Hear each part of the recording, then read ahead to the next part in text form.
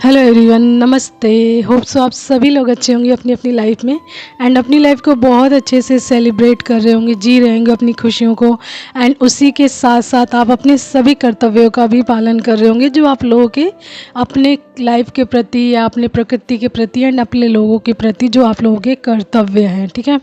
तो आज का जो मैसेज है ना, आज जो मैसेज आया, डाउनलोड्स आया है, वो आप सभी लोगों के लिए महत्वपूर्ण हो सकता है एज अ नॉलेज या एज अ गाइडेंस या एज अ इंफॉर्मेशन। ठीक है, अवेयरनेस आप इस चीज़ को ले सकते हैं। इस चीज़ के बारे में आप सभी लोगों को जानकारी अवश्य ही होनी चाहिए ताकि ऐसी चीज़ें आगे कभी घटित हो तो आप उसको लोगों को समझाकर उनको अवेयरनेस में डालकर ऐसी चीज़ें रोक सकें। ठीक है, तो जो डाउनलोड्स आया है अभी रिसेंटली की, जो अभी हमारा त्यौहार गया है कुछ, यानी कि पहले गणेश चतुर्थी, फिर नवमी यानी नवरात्रि। तो इसमें क्या होता है, आप ज़्यादातर देखेंगे कि मूर्ति स्थापित की जाती है, मूर्तियाँ स्थापित की जाती, मूर्ति पूजा की जाती है, यानी बड़ी बड़ी मूर्तियाँ। एंड लोग घरों में भी अपनी मूर्तियाँ स्थापित करते हैं कितने तरह की। ठीक है, तो आज का मैसेज उसी से रिलेटेड है, तो आप लोगों के लिए बहुत ही ज़्यादा महत्वपूर्ण हो सकती है क्योंकि ये आस्था के नाम पर ये आप लोगों को जागरूक किया जा रहा है ताकि आप जिस पर्पस से, जिस उद्देश्य से कोई स्थापना करते हैं मूर्ति की या पूजा करते हैं, उसका पूरा आशीर्वाद, उसकी पूरी एनर्जीज आप लोगों की लाइफ में आ सके एंड आप ब्लेस्ड हो सकें उस एनर्जी से, जिस पर्पस से आपने, जिस उद्देश्य से उस मूर्ति की स्थापना की है अपने घरों में या फिर किसी बड़े पंडाल में या कोई पूजा की है। ठीक है, तो जैसे कि आप सभी लोग जानते हैं कि जब हम कोई मूर्ति पूजा मतलब शुरू करते हैं या मूर्ति की स्थापना करते हैं अपने घर में, तो मूर्ति को कितने खुशी के साथ, कितने हर्षोल्लास के साथ मतलब बहुत सारे गाजे बाजे के साथ लेकर आते हैं एंड बहुत खुशी के साथ मूर्ति की स्थापना करते हैं। ठीक है, एंड उसी के साथ साथ उस मूर्ति का जितने दिन का पूजा रहती है, यानी मान लीजिए गणेश जी की है तो 11 दिन की रहती है, माता रानी की रहती है तो 9 दिन की रहती है, एंड अन्य कोई देवी देवता की भी होगी तो आप लोगों को पता होगा उसके अकॉर्डिंग कितने दिन की होती हो। तो ठीक है, आप जब स्थापना करते हो तो आप उनको अपने घर में रखते हो या किसी पंडाल में या किसी भी मंदिर में स्थापना जब भी होती है तो उस मूर्ति की पूरी देखभाल होती है, पूरी तरीके से उसके आसपास की साफ़ सफाई, केयर, सम्मान, पूजा पाठ एंड अगर धूप अगरबत्ती एंड पूरी तरीके से आरती पूजन सब कुछ एट अ टाइम किया जाता है एंड बहुत ही अच्छे से किया जाता है। यानी कि उस जो मूर्ति को पूरा सम्मान दिया जाता है, पूरी पूजा की जाती है एंड उनके द्वारा जो भी ब्लेसिंग्स, जो भी ऊर्जा है वो प्राप्त की जाती है अपनी लाइफ में। यानी उस पूजा पाठ के माध्यम से या वो जो सम्मान देते हैं, प्यार दिखाते हैं आप उस मूर्ति के प्रति, उस ऊर्जा के प्रति, तो वो कहीं ना कहीं उसकी वजह से आपके घर का वाइब्रेशंस भी बहुत ज़्यादा चेंज होता है। तो ये किस लिए चेंज होता है, क्योंकि आप उस वाइब्रेशंस में जा रहे होते हैं, यानी कि पॉजिटिव कहीं ना कहीं वो चीज़ें करती हैं, यानी कि आपके अंदर, आपके घर में वो पॉजिटिविटी की ऊर्जा को फैलाती हैं ये सारी चीज़ें। यानी कि आप स्पिरिचुअलिटी से जुड़ रहे हो तो कहीं ना कहीं स्पिरिचुअलिटी आपकी लाइफ में क्या लेकर आ रही है, आस्था। ठीक है, अपने रिलीजन के प्रति, अपने धर्म के प्रति, अपने रिचुअल्स के प्रति, आपकी जो परंपराएं हैं या फिर आपके ईश्वर के प्रति यानी डिवाइन के प्रति जो आस्था है, विश्वास है, उस चीज़ को दिखाती है एंड आप उस चीज़ को पूरी दिल से निभाते हैं, पूरी इच्छा से निभाते हैं एंड उस चीज़ को करते हैं। ठीक है, तो यहाँ तक जो चीज़ें होती हैं, यहाँ तक जो चीज़ें होती हैं वो आप सभी लोग बहुत अच्छे से करते हो अपने अकॉर्डिंग। ठीक है, लेकिन जो बात आती है ना, यहाँ से पूजा के बाद जो विसर्जन की बात आती है, असली कहानी, असली स्टोरी वहीं की आती है। यानी कि जब आप किसी भी मूर्ति की जो स्थापना करते हो उसका विसर्जन करने जाते हो तो एज अ फॉर्मेलिटी क्यों हो जाती है बहुत लोगों की कि अब इसका टाइम पूरा हो गया, यानी 9 दिन हो गया, 11 दिन हो गया, तो अब इस मूर्ति को विसर्जित करना है। ठीक है, तो विसर्जित करते टाइम आप लोग सिर्फ फॉर्मेलिटीज़ कर देते हो। कई लोग कि यस इनको पानी में बहाना है तो हमने बहाकर छोड़ दिया, यानी कि किसी भी तरीके के पानी में आपने उन मूर्तियों को बहा दिया जिस मूर्ति को आपने पूरे 9 दिन, 11 दिन पूरी आस्था के साथ, पूरे सम्मान के साथ, प्यार के साथ, दुलार के साथ अपने घर में रखा, पूजा पाठ किया एंड उसी मूर्ति को आपने विसर्जित करते टाइम ये नहीं देखा कि आप उसका विसर्जन कहाँ कर रहे हो, किस तरीके से कर रहे हो, एंड विसर्जन के बाद उस मूर्ति के साथ क्या है हो रहा है, एंड उस मूर्ति का अस्तित्व किस तरीके से इधर उधर फैला हुआ दिख रहा है। ठीक है, तो कभी मान लीजिए आप देख रहे होंगे इस टाइम में कुछ चीज़ें दिखती भी हैं ऐसी, ठीक है, कि आपने कोई मूर्ति आपने विसर्जित की एंड आप देखेंगे कि किसी का सर अलग है, किसी का हाथ अलग है, किसी का पैर अलग है, दूर दूर पड़े हुए हैं। तो ये चीज़ें देखकर आपको क्या बहुत अच्छा लगता है, या फिर आपके आसपास जो भी पानी है, तालाब है, वो कैसा भी पानी है, आपने उसमें विसर्जित कर दिया है। यानी कि आपने अपने घर की जो वाइब्रेशंस है, यानी जिस मूर्ति पूजा के माध्यम से जो एनर्जीज अपने घर में प्राप्त की है, गेन की है, उस ऊर्जा के माध्यम से, उस मूर्ति पूजा के माध्यम से, उसको क्या ले जाकर आपने एक गंदे पानी में डाल दिया। तो क्या वो एनर्जीज आपके घर में बहुत लंबे टाइम तक रह पाएगी? नहीं रह पाएगी। आप सोच कर देख लीजिए, यदि मान लीजिए आपके घर में कोई मेहमान आता है, कोई अपना आता है, कोई बड़ा आता है, तो आप उसको पूरे सम्मान के साथ रखते हैं, एंड जाते टाइम क्या उस इंसान को धक्का मार देते हैं, जाओ आप कैसे भी चले जाओ, आप चले जाओ, एंड दरवाज़ा बंद कर देते हैं। क्या आप ऐसा करते हैं? तो आप जब ये मूर्ति पूजा करते हैं तो मूर्ति पूजा के बाद विसर्जन भी इतने अच्छे से कीजिए। देखिए, आप स्वागत इतना अच्छे से ना कीजिए ना सही, लेकिन किसी चीज़ का विसर्जन इतने अच्छे से कीजिए कि उसकी ऊर्जा वो आपको ब्लेस्ड करे, आपकी लाइफ में पॉजिटिविटी की ऊर्जा दे, यानी पूरे सम्मान के साथ उसका अस्तित्व उस पर्यावरण में घुलनशील हो जाए। उस तरीके की मूर्तियों को आप अपने घर में स्थापित कीजिए। यानी कि जब भी आप कोई मूर्ति पूजा या फिर देवी देवताओं की स्थापना करते हैं अपने घरों में एंड विसर्जन करने जाते हैं, तो उस टाइम में वो मूर्तियाँ गलती नहीं है, उसमें बहुत सारी चीज़ें मिक्स होती हैं जिसकी वजह से वो पानी में घुलती नहीं है, मिलती नहीं, घुलनशील नहीं होती हैं, जिसकी वजह से वो उसके टुकड़े इधर उधर पड़े मिलते हैं। किसी का सर अलग है, किसी का हाथ अलग है, किसी का पैर अलग है। तो ये चीज़ें आपके जीवन में कहीं ना कहीं नेगेटिविटी क्रिएट करवाने का माध्यम बनती हैं। तो आपको अपनी जीवन में हमेशा पॉजिटिविटी की तरफ जाना है। ठीक है, यदि आप आस्था रखते हैं डिवाइन में, ईश्वर में, एंड आपने उनको प्यार दिखाने के लिए, सम्मान दिखाने के लिए, पूजा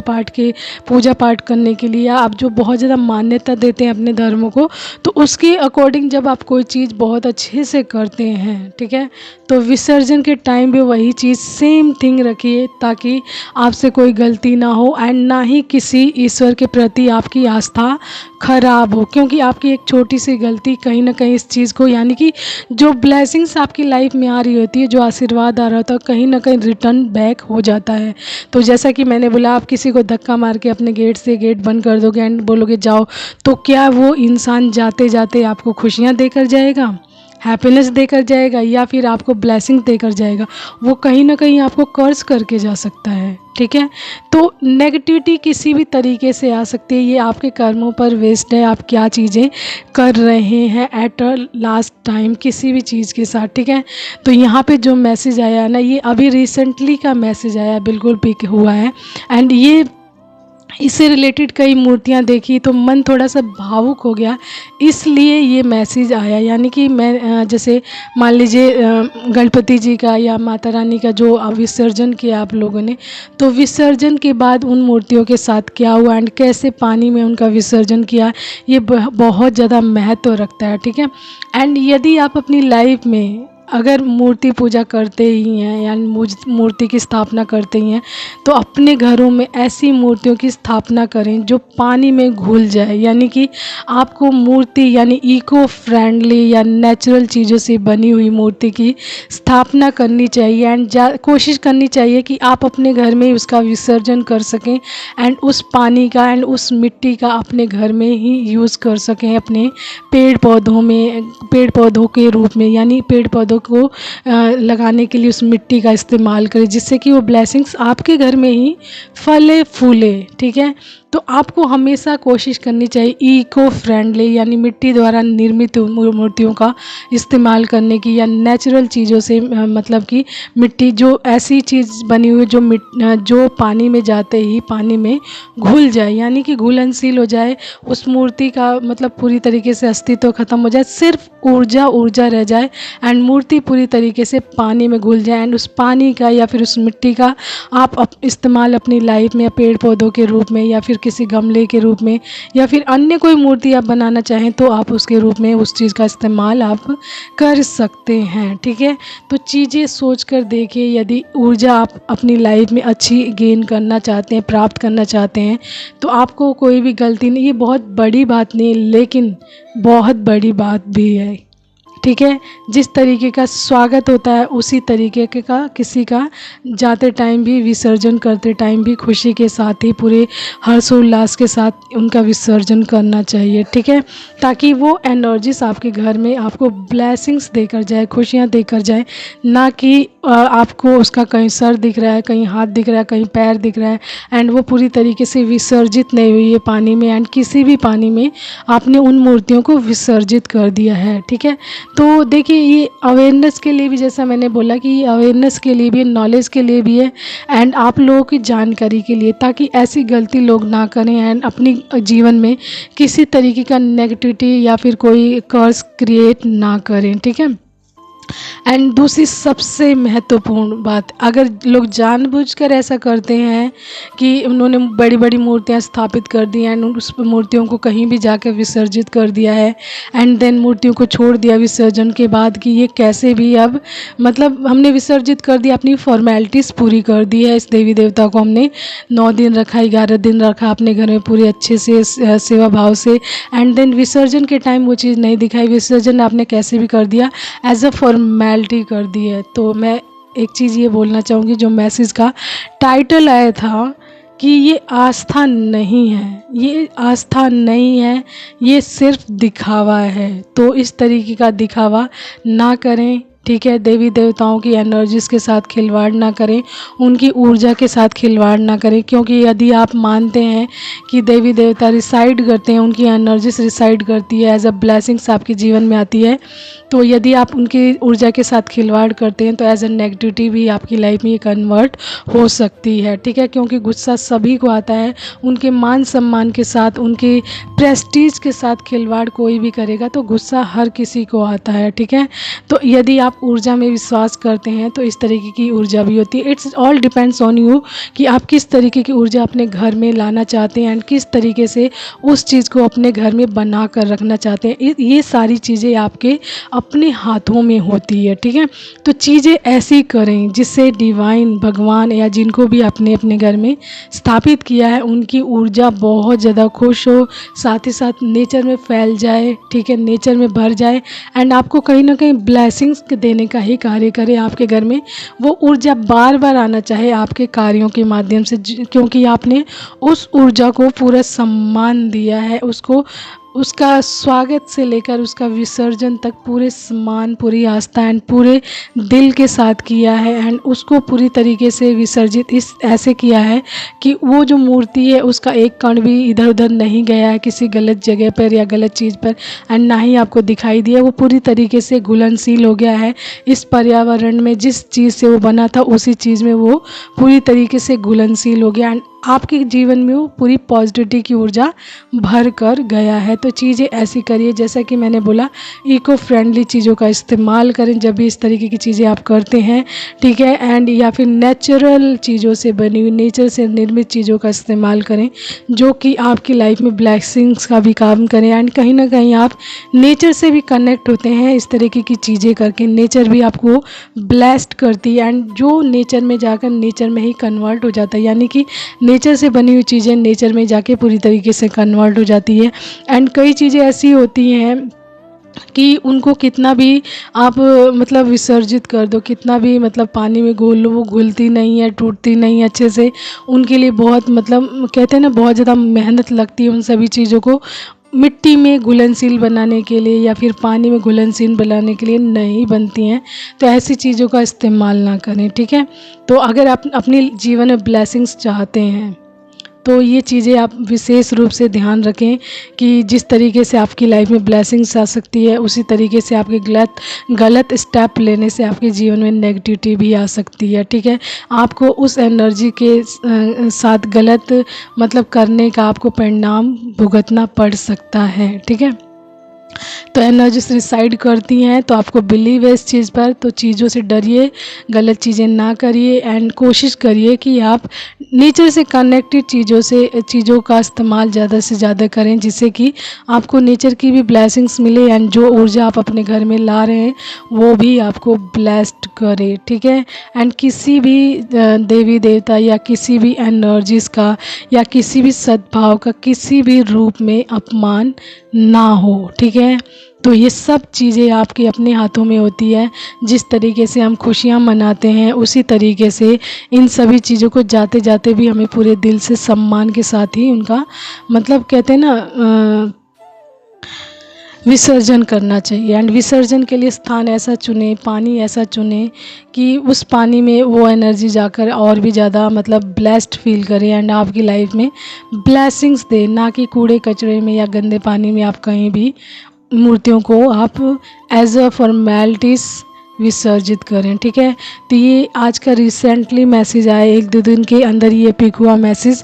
तो कुछ भी अगर कहीं मिस्टेक हो तो आप अंडरस्टैंड कर सकते हैं एंड मुझे सजेस्ट कर सकते हैं, बता सकते हैं कि मैं कहाँ रॉन्ग हूँ, मैं कहाँ गलत हूँ, ठीक है। तो जो मैसेज डिवाइन की तरफ से मुझे एकदम से क्विकली मिला है, मैंने आप सभी लोगों के साथ ये शेयर किया है, ठीक है। तो अगर आप लोग ईश्वर में आस्था रखते हैं तो इस चीज़ों को अच्छे से समझें, ठीक है, कि ईश्वर की एनर्जीज के साथ आपको कैसे रहना है। यानी कि जब आप मानते हैं कि ईश्वर का एनर्जीज बहुत ज़्यादा पवित्र है, तो हम जब फ्रेश होकर नहा धोकर अच्छे से मंदिर जाते हैं या फिर पूजा पाठ करते हैं, अपने घर के आसपास की सफाई करके सारी चीज़ें करते हैं,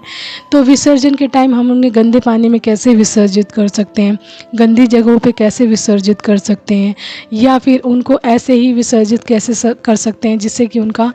एक एक अंग बाहर निकल आए पानी से टूटकर। तो उस तरीके की चीज़ें भी नहीं करनी है। If you believe in God, यानी भगवान में आप विश्वास करते हैं, तो ये चीज़ें करने से आप अपने आप को रोकेंगे एंड साथ ही साथ दूसरों को भी अवेयरनेस में डालेंगे ताकि उनके जीवन में किसी भी प्रकार की नेगेटिविटी ना आए। क्योंकि ये चीज़ें अगर गलत तरीके से की जाए तो नेगेटिविटी भी अप्लाई हो जाती है आप लोगों की लाइफ में, ठीक है।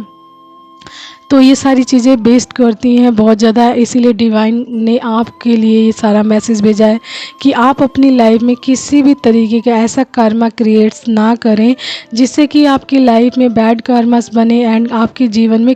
नेगेटिविटी आए। चीज़ों को हमेशा बहुत सरल तरीके से, अगर आप बहुत बड़ा नहीं कर रहे हैं, आस्था रखते हैं, ईश्वर में विश्वास रखते हैं, पूरा सम्मान रखते हैं, तो आप छोटा सा कार्य भी करेंगे ना पूरे दिल से ईश्वर के लिए, तो ईश्वर उसमें भी प्रसन्न होते हैं। क्योंकि ईश्वर ना भाव के भूखे होते हैं, आपके किसी दिखावे के भूखे नहीं होते। ईश्वर के पास हर एक वो चीज़ है, वो सर्वगुण संपन्न है, वो अपने लिए हर एक चीज़ क्रिएट कर सकते हैं। लेकिन ईश्वर इंसान का क्या देखते हैं या किसी जीव का क्या देखते हैं,